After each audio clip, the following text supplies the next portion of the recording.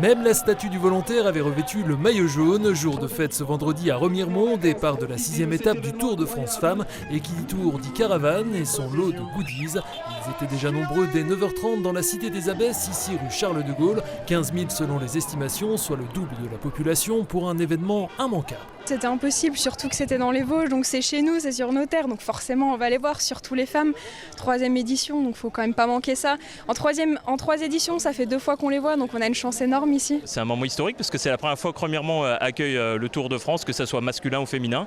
Donc ça fait un an qu'on travaille dessus et je suis content parce qu'il y a un vrai engouement populaire, énormément de monde. C'est beaucoup de notoriété au niveau national, au niveau européen aussi, parce que le Tour de France féminin il est très très suivi aux Pays-Bas, en Belgique, et ce sont surtout les touristes que nous avons ici sur Remiremont. Rappelons que le départ de cette 3e édition du Tour de France Femmes a été donné des Pays-Bas à Rotterdam lundi dernier et qu'il ne s'agissait ce vendredi que de la première étape 100% française. Cela pour des questions de sécurité au lendemain des JO et à la veille des Jeux paralympiques de Paris 2024. Dans le peloton de quelques 200 coureuses pour 24 nationalités, justement de récentes médaillées.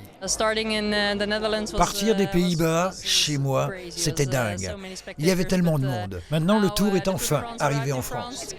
C'est génial de voir toute cette foule et qu'il y a de plus en plus de monde année après année sur ce Tour de France Femmes. Et c'est passionnant de faire partie de cet événement. J'ai envie de dire que dès la première édition, on avait l'impression vraiment de rentrer dans le quotidien des gens et de s'être fait adopter.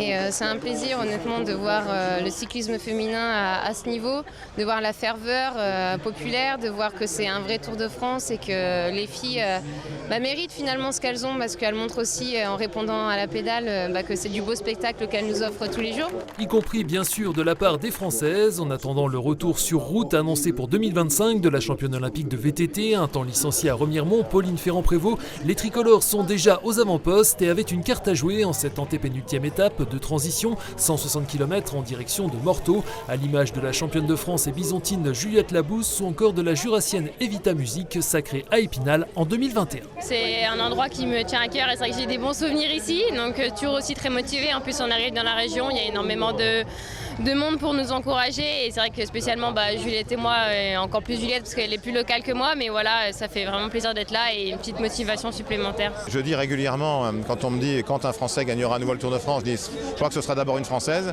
Au classement général, elles sont 4, 5, 11 avant les étapes les plus rudes, dont celle-ci. Donc on fera les comptes dans 3 jours, mais en tout cas on est très heureux d'être dans les Vosges, très heureux d'être à Remiremont, très heureux de voir plein de sourires et d'avoir un terrain propice aux plus grandes batailles. 3, 2, 1, c'est parti! Et justement, cette 6e étape entre Remiremont et Morteau a été marquée par la victoire de la Bretonne Cédrine Kerbaol, 23 ans, désormais 2e du classement général, à seulement 16 secondes du maillot jaune, le premier succès d'une tricolore depuis l'avènement du Tour de France Femmes en 2022.